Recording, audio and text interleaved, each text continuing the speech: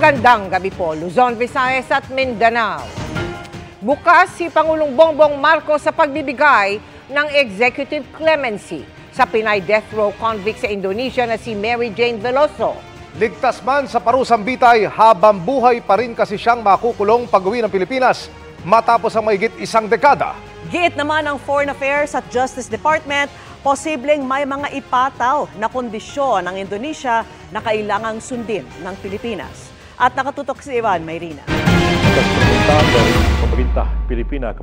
Ang Indonesia na mismo nagsabi, oras na ibalik ng Pilipinas ang Pinay death row convict na si Mary Jane Veloso. Nasa kapangyarihan ni Pangulong Bongbong Marcos na bigyan siya ng pardon, lalo't wala namang death penalty sa Pilipinas.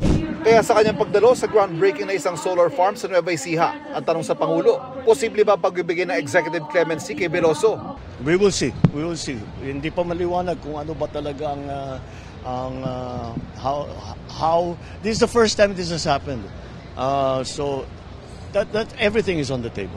Ang malinaw ayon sa Pangulo ay ligtas na si Veloso sa parusang bitay dahil napababa na raw ang sentensya sa kanya sa habang buhay ng pagkakabilanggo. We have been working on this for all the previous president, hindi lang ako. 10 years na ito 10 years na ito. Pero ang nagawa natin, napakommute natin ang sentensya niya from death sentence to life imprisonment. With the agreement between Indonesia and the Philippines for her transfer here to the Philippines, effectively, the Indonesian government agreed to lower or commute her sentence from death penalty to life imprisonment. Gayunman, sabi ng abogado ni Veloso, commutation is binababaan, no? Binabawasan, reduce yung naipataw na. Paano mo i-reduce ang death penalty?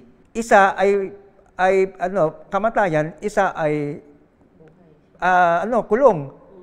Magkaiba Ang sabi ng Department of Justice sa ilalim ng pinaplansyang kasunduan sa pagbabalik Pilipinas kay Veloso, hindi nangangahulugang agaran na rin siyang lalaya. Obligado raw kasi ang Pilipinas na sundin ang mga maaaring ipataw na kondisyon ng Indonesia, tulad ng pagtuloy dito ng hatol sa kanya para sa kasong drug trafficking, maliban lang sa parusang bitay na ipinagbabawal sa ating mga batas. Kailangan natin bigyan ng respeto yung judgment na ginawa ng Indonesian courts sa kanya na siya ay nahatulan ng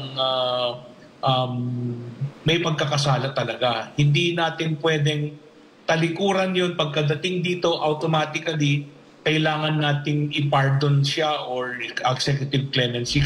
Pero gita abogado ni Veloso, wala nang kapangyarihan ng Indonesia kay Veloso. Oras na maibalik siya dito. Yung kaso ni Mary Jane in Indonesia, tapos na, legally. Paano yan? Walang death penalty. So ang range ng possibilities, pwedeng yung susunod ay reclusion perpetua na 40 taon. O di kaya, ang pinakagusto natin at tinutulak natin, absolute pardon. Hindi na siya kukulungin kahit 1 segundo. Kapag nakauwi na sa Pilipinas, ay magpapatuloy naman ang paglilitis sa kanyang recruiter para sa kasong human trafficking at estafa. Tinitiyak naman ng pamahalaan ang kaligtasan ni Mary Jane na isa ilalim sa pangangalaga ng Bureau of Corrections. Para sa GMA Integrated News, Ivan Mayrina, nakatutok, 24 oras.